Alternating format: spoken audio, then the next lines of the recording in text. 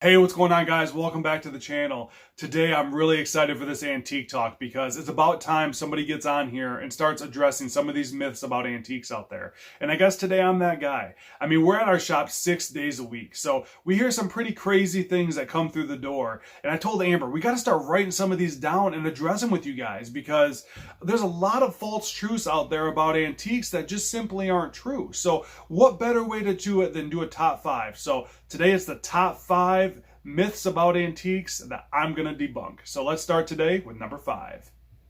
Number 5 on our list today is only old people are into antiques. This one bothers me the most, guys. I am 36 years old. We started 66 Unique Antiques when I was 26 years old. When we started getting into auctions and really antiques when we were about 20 years old.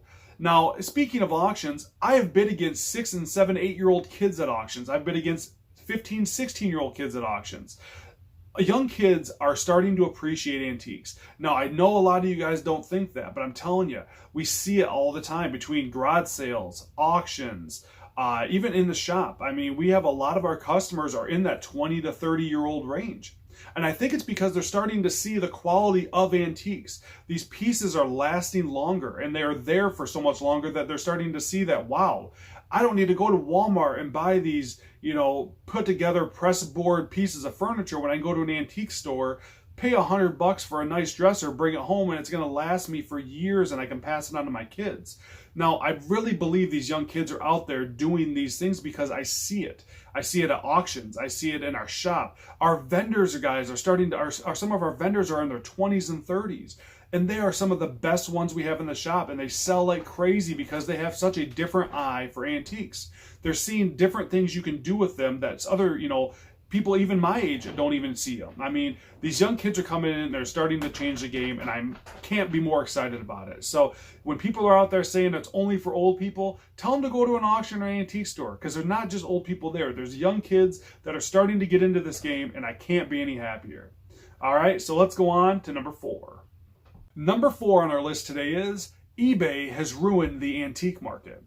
Now, if you guys watch my Collecting 101 videos, you're always going to hear me say, check eBay sold listings. Now, why do I say that? Because that gives you the most accurate representation of what your item's worth in the market today.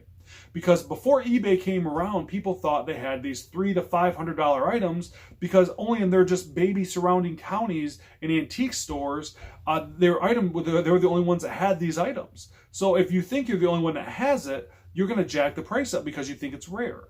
Now, once eBay came out, you found out that the item you thought, there was only 1,000 of them made. Turns out there was 100,000 of them made. So that $300 item really turns into a $30 item. And yeah, sometimes that sucks to hear, but I'd rather have the accurate representation of what it's worth rather than this, pipe dream of what it's worth. If I put $300 on something, I want it to sell for $300. I don't want it to sit on my shelf and take up space. So, that's why I use the eBay sold listings. Now, I don't always agree with everything that eBay does. I think they charge their people way too much money to sell items, and I don't think they take care of their sellers very well. But past that, eBay is a great tool to use to find out what your collections are worth or just what your individual items are worth. So when people are out there saying they've ruined the market, let them know. It's actually just made it so you actually know for sure what your items are worth. So all right, guys, let's go on to number 3. Number 3 on our list today is antiques are just wall pieces. Nobody uses them. Oh man, guys, this one bothers me too. I'm telling you, when a customer or if I'm at an auction or a sale and somebody says this stuff about certain items, I will stop and show them why and how there's use for this item. Because there's so many items out there that people come into our shop to buy to bring home to use. Like cast iron, pots and pans, dishes, glasses, woodworking tools, mechanical tools, even kitchen tools. I mean, just to name a small few, because the quality you're getting from these antique stores is way more than you're ever going to get from your big box stores like Walmart. So, before you consider buying, a $10 kitchen tool, go check out your local antique store. You're probably going to get one in just as good of shape as well as at half the price, and it's going to last you forever. So make sure you're always looking out at these other, these smaller shops before you guys start going out there and spending these bigger bucks.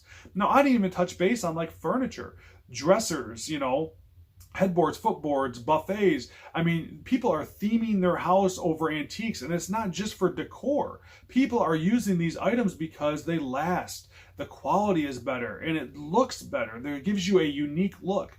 You know, this stuff at Walmart, there's millions of these made when you guys can get one of a piece, you know, one of a kind pieces that are going to make your house and the theme of your house so much more unique. So just trust me, antiques are not wall pieces. There are so many uses out there for them. All right, guys, on to number 2. Number 2 on our list today is, if antiques are damaged or dirty, they have no value. The theme of this one, guys, is going to be repurposing, because that's what's happening to these pieces that are damaged and dirty and nasty. For example, enamel pots that have holes in the base. People are putting more holes in and turning them into planters. Or if a barn gets knocked down, all that barn wood used to get thrown out. Now it's getting turned into like birdhouses or other wood projects. If windows got taken out of a house, they used to get taken to the dump. Now people are hanging them back on the wall, you know, as picture frames. Like even sewing machines. Now most people, you know, there's not a lot of people that use sewing machines anymore. So what happens is they were getting thrown out, but now people are using the drawers as knickknack holders, but then taking all the rest of it apart and leaving the cast iron base, putting a slab of wood on it, staining it, and using it as a sofa table or a coffee table. I mean, there's a lot of great uses for some of these pieces that people are starting to find out. I mean, your best friend with this one could be Pinterest. Pinterest is the ultimate, you know, repurposing website is what I call it, because, man, people will sit on there for hours and find all these things to do with mason jars and barnwood and all these other things that there's so many things you can do to repurpose that people were using for before. So just remember that, because, you know, repurposing is the ultimate recycling. If you want to lower your carbon footprint on the world, what better way to do that than from buying another thing from a big box store is just taking an item that already is here and repurposing it into what you can use it for. I mean, that is what's going to, you know, could end up saving this planet, is the repurposing of some of these items and, you know, lowering our footprint on buying all these new things that factories are, you know, pumping out. So just remember that when you guys are out there and you need something different, you know, antiques, you know, even if they're busted, can still be used. So, all right, guys, on to number 1. Number 1 on our list today is, this antique is really, really old, so I know it's worth a lot of money. Oh man, we hear this at the shop all the time. People bring in great grandma's, you know, dishes from 1901, and they think they're worth a lot of money because they're, you know, 120 years old. And that's just not how it works. Age does not equal out to value. Rarity equals out to value. So when you're bringing me in something that everybody had a dish set. You know, so when you're bringing it into me expecting to get a lot of money, it's just not going to happen, because they're not rare. Everybody has them and there's no demand for it. You know, and if there's no demand for an item, there's no value there. So you really want to start looking for is the items that are rare and unique. Those things from the early 1900s, that's going to bring your value. So remember that when you're trying to sell something, just because it's old doesn't mean it's going to get you, you know, a retirement check. You know, because we see it too often, and it breaks my heart to have to tell people that their, you know, $500 item they thought they had, I won't even buy because we just don't sell them. So please, please keep that in mind. You know, do what I said before. Go on and do those eBay sold listings so you know the market of your item.